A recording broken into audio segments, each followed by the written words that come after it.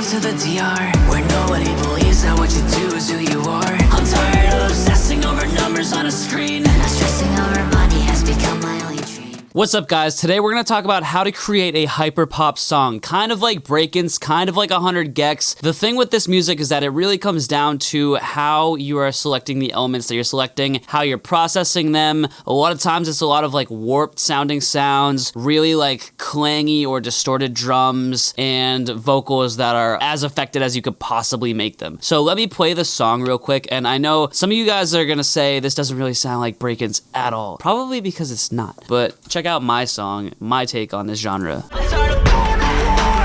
Every fucking time I try to open the door, my mind is burned from trying to turn the back into cold. Tell everyone back home I'm busy cracking the code. Fall back and reload. I have dreams of fucking off to the DR, where nobody believes that what you do is who you are. I'm tired of obsessing over numbers on a screen. Not stressing over money has become my only dream. It's funny to compete for shit I swore I never need. Don't talk to me, I'm driving, can't you see I'm in the lead? Some treat me like a saint as if some clout could make you rich. I'm telling you right now, these LA taxes don't forgive.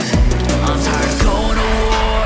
Every fucking time I try to open the door, my mind is burned from trying to turn the black into gold. Tell everyone back home I'm busy cracking the code. Fall back and reload. I'm tired of going to war.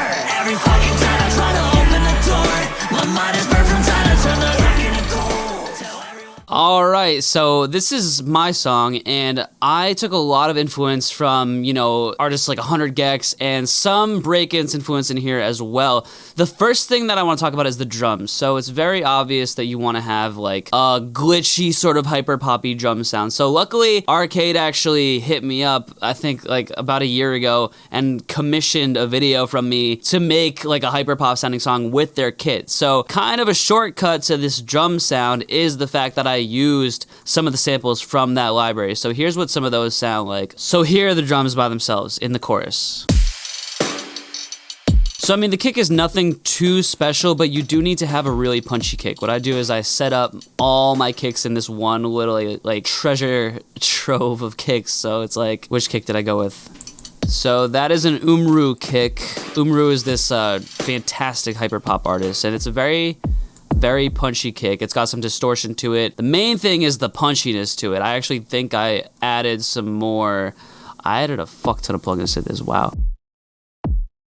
But I think the biggest thing is that I just like cranked that like low sort of like beefy sub in that kick, this here. That way it really cuts through in the low end. These snares, I'll just kind of go through them one by one.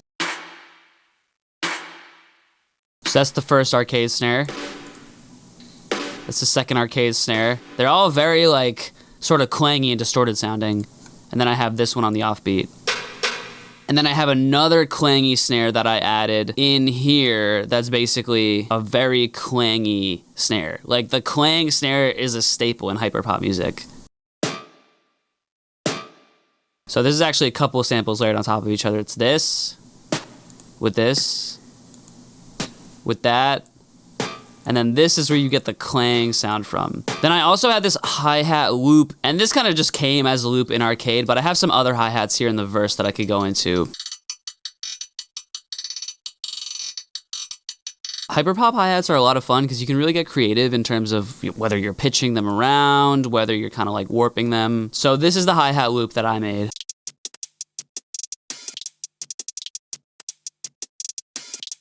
What kind of gives it that like almost like alien-y hi-hat hyperpop sound is the fact that I'm pitching this down, and that's what kind of gives it that like filtered sound. One of the most important things about hyperpop is obviously the 808. So I have a ton of basses layered together, especially in this chorus section. So this is the 808. And so the way that I got this insane 808 sound is actually by distorting the crap out of it, as you could have guessed. So this is before I distorted it. It's basically just going through isotope trash on this hyperpop bass distortion setting. And then what I did actually that gives it that sort of like wide distorted sound is that I sent it to a bus. So this is with just the regular 808 with some distortion that I added on here. And then I sent it to this like 808 wide bus, and what I'm doing is I'm actually adding a little bit of R bass mids, and then here's the trick. I'm actually distorting the living piss out of it with this Mani distortion, and then I reverse the phase on one side using this like plug-in here. And that's what gives it that like extremely spread out 808 sound. But it's like an extremely distorted spread out 808 sound. By the way, I filtered that part so that it's just in the top end. That way like the phasing shit isn't fucking with the low end in the like main 808. Then I also layered on a ton of other basses as well, like this bass blaster that was actually an arcade sound. So here's the bass blaster. It's just like a spread out sounding like gritty bass, you know? And then here's basically just like a guitar sound. All right, so let's talk about some of these sort of like glitchy, hyper poppy sounding synths that I added. So first off, I had a couple of other sort of like arcade synths that I added in that really have a warped sound to them. So here's this like weird clock sound, and it's very like boopy, but also like distorted at the same time. And then here's this overhyped sound. This is almost like a tire screechy kind of sound, and this is very sort of typical in terms of like the 100 gex types of synths. They're very distorted. You can't really like pin them down in terms of like what even is this. So I layered those on top of each other, and then on top of that I also added my own like screechy synth. So here's what these sound like. So this is actually just Sylenth. So I kind of downloaded this. It was like just a Sylenth preset. And do you hear how it's very like almost dissonant? It's kind of like detuned a little bit. So the sort of like detuned, almost dissonant sound is really a characteristic of hyperpop, almost like, you know, anxiety-inducing synths that they add to these types of songs. So now here's the chorus with pretty much like all that stuff added in.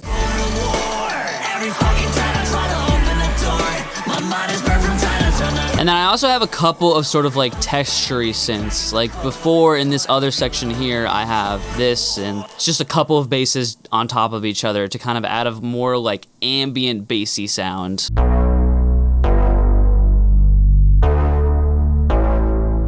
And then in the verse, I have a couple of other synths as well. Like this one, this is also an arcade synth.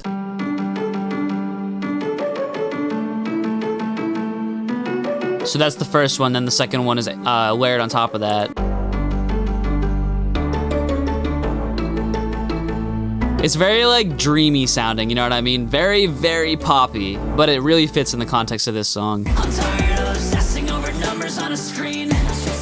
One more thing, in the bridge section of this song, something that I did not actually play out, I have some real guitars happening. So Brakence uses a lot of real guitars, especially sort of like clean, almost like Midwest emo sounding guitars. Some songs use distorted guitars as well. Like in this song, I found that a distorted guitar actually worked really well. Even the peace, the wires in my mind won't let me sleep till I'm free. From every endless struggle, I made plans to escape.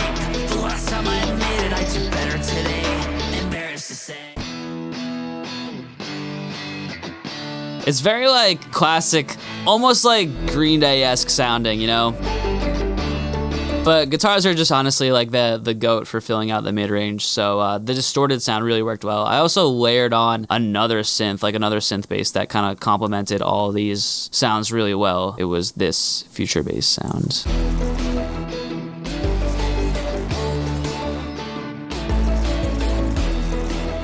Kind of just added another like bassy texture on top, you know? So there are a lot of textury sounds that I added in this song as well. That's a very sort of like Brakence approach to it, is to add these very textury sounds. So if you go to the intro, that's probably the best example of, you know, where I add this stuff in. This sound here, this is a loop.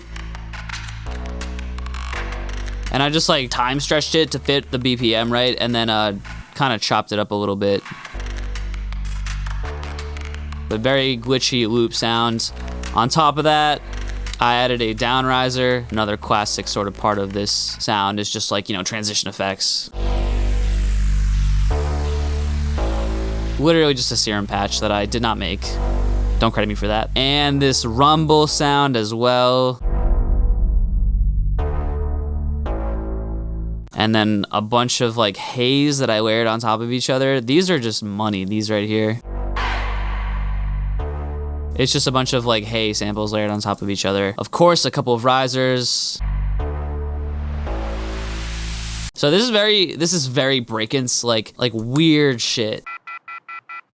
You know what I mean? And he'll add like effects, like the fucking part in that one song that's like exclusive. You know what I mean? Just like random vocal shit. I think I low-key added something random here that you can't even hear in the song. Yeah, it's like, please hold. You hear it, right?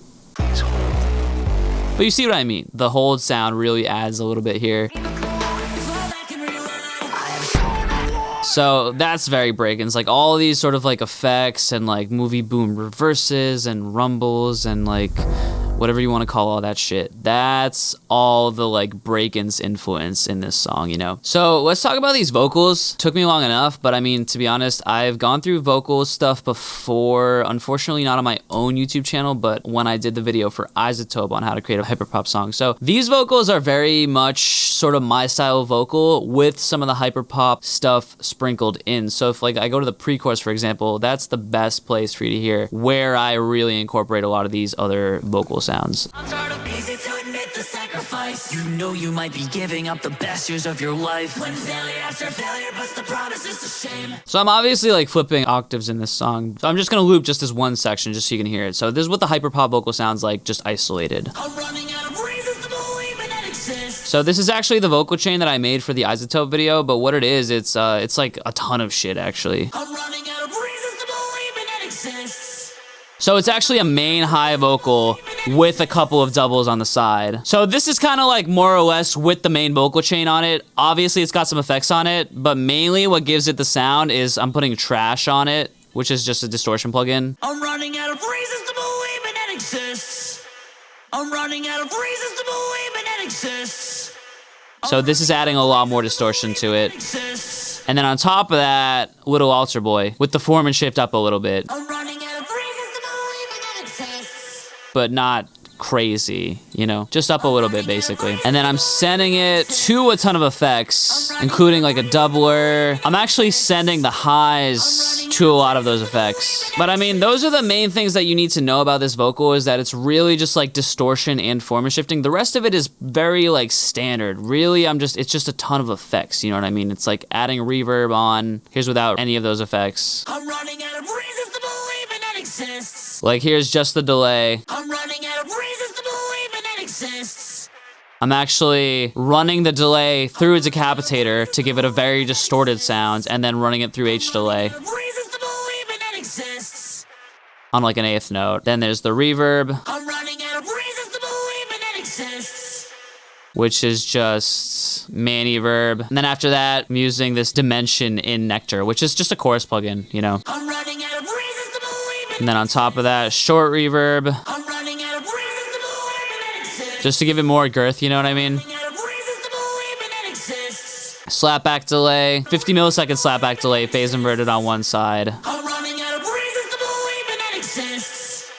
And a lot of these are blended super down into the mix. I'm running out of reasons to believe in that exists. And then doubler. I'm running out of reasons to believe in that exists. You know, just add spread to it. A lot of these effects are very specific to me because I love that like extremely thick, extremely layered vocal sound. You know, you don't have to use all of these in your song, but this is just how I get that like insanely spread out vocal sound, you know? I'm running out of reasons to believe in that exists. Dreams are getting closer, but the finish line's a myth. The day that I got sorry, made a promise to myself. The last thing I want to talk about is the vocal like effects in terms of like weird glitchy things that you can do, filters, tremolo stuff. So like the first thing obviously is that I have my vocals going through a filter in the very beginning. I'm tired of going to war. Every fucking time I try to open the door, my mind is burned from trying to turn the black into gold. You can see here, it's like cut below like 350, whatever, cut above like 5K. I mean, it's a very obvious way to add contrast to your vocal sound overall. So that's like the first thing. And then the next thing that I do is I kind of like, you know, do a little bit of contrast here and there in terms of like, you know, what vocals I'm adding in. The vocal arrangement in my songs, there's always a lot going on. So what it is, it's like in my verses, for example, there's a low vocal, then a doubled low vocal, then adding the high vocal, then going into the hyperpop form and shifted vocal, then going to the high vocal, That's just a me thing. Like, I will add all these sort of different sort of ways to like spice up my vocal arrangement by like adding shit in and taking stuff out as I see fit. So that's one of the things that I do specifically. And then another thing that I had a lot of fun with in this song is just adding like weird vocal kind of glitchy sounds. For example, in this chorus here, added a tremolo thing to the vocal and like turned it on and off. It's like a trance gate filter. That was a lot of fun. You can also do things like adding chops. I didn't really find it necessary in this song. I didn't want to do too much because I didn't really want to overload people. And for me, it's more about like my songwriting and just the production style overall versus like trying to keep someone entertained every single second. But Brakence is the guy for that. Like, he'll add something fucking new every single time, or he'll just add all this experimental shit just to keep someone entertained every single second of the song, and I think that's fucking dope, honestly. Personally, like, I find that I end up going overboard, and there's a lot of sort of diminishing returns when I start to spend all this time trying to, like, add all these things in when I've already gotten the point of the song across, you know? That's where you'd kind of start. You'd start by, like, adding weird, glitchy sounds and adding, like, vocal sample sounds and, like, warping your vocals and like chopping them and making them sound super glitchy. So that's it. I really hope this was helpful in trying to create a very unique and interesting hyperpop sounding sound for your next track. Remember, like, there are no real rules with this shit. The main thing is just to be as creative as possible and to just have fun with it. I think that that's my favorite thing about hyperpop is the fact that you can really just do whatever and it's all gonna work out because, I mean, think about it. Artists like Brakence and 100gecs popped off and they were really pursuing this very experimental sound, which just goes to show you that you can really just do whatever you want. People found your music and liked it based on just you being you. So, I mean, I think that's amazing. I have a free resource for you. It's called the Crispy Vocal Toolbox. I will throw that in the link below and you can download that. It's my 33 best tips for how to supercharge your vocal, mainly mixing and production tips. So yeah, until next time, I'll see y'all on the next one. Peace. If you want to learn how to produce, mix, and master your music to sound as great as your favorite songs on Spotify, click the link in the description.